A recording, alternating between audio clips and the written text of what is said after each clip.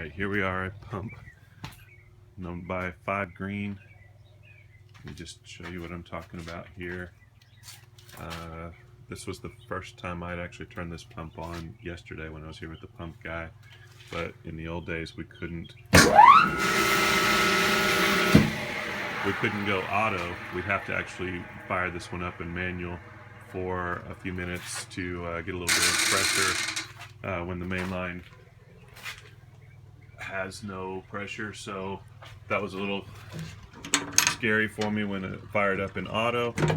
And later on in the day I came back and I was just looking at it, and that's the switch obviously with the jumpered, so that we're disabling the pressure switches. I was thinking that Jason had called me last year, earlier in the year, with a pressure switch issue, and they'd actually taken one from the trial pump station and brought it down here and then ordered it in.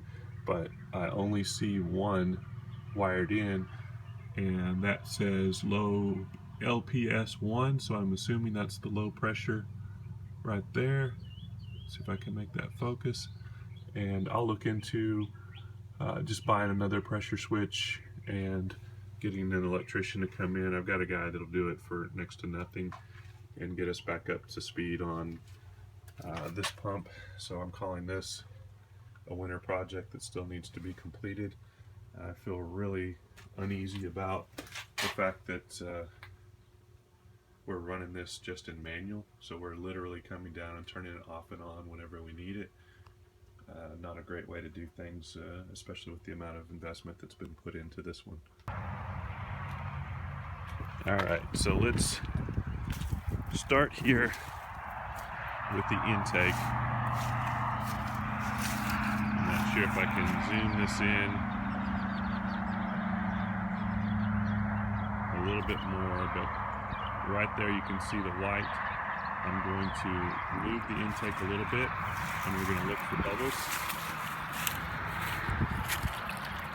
Alright, there in the middle of the screen.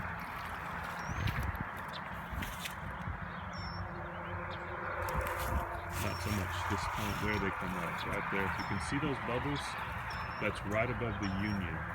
And I'm 99.9% sure we've got an issue right there, so we probably just need to get that fixed.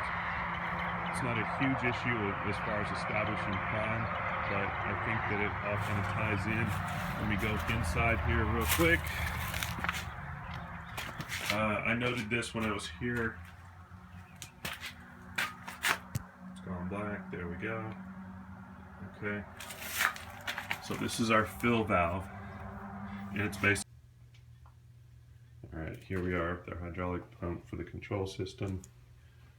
You can see pressure dropping down to, it'll hit just about 50 and then kick on. You can hear it kick there. It's about to go.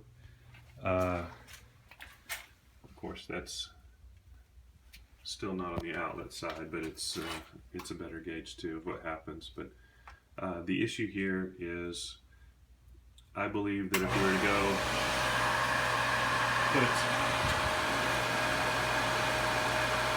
put a pressure gauge on the spigot on the front of where we have the garden hose, that it's going to be right at 50, maybe a little bit under 50, just from the main line pressure. So I think what's happening here is, we'll see how quick we have this loss. It's almost immediate. I do think the pump is putting out enough water to keep pressure in the main line, but the pressure regulator, this was a 30-50, which clearly that's, I don't understand how that does anything, since the main line pressure is about 50. There we go. See how quick that dropped back down, and then it's going to just within probably a minute, a legitimate 60-second period, it'll have dropped 20, 30 psi and kick back on again. And so that's much quicker than you'd expect. So you're having a lot of loss out in the field. I know that we have controllers that are still leaking, and my concern is we might even have you know, just like a pinhole leak in the main line, or, you know, more than a pinhole. And that's what's causing all of the heads to come on. But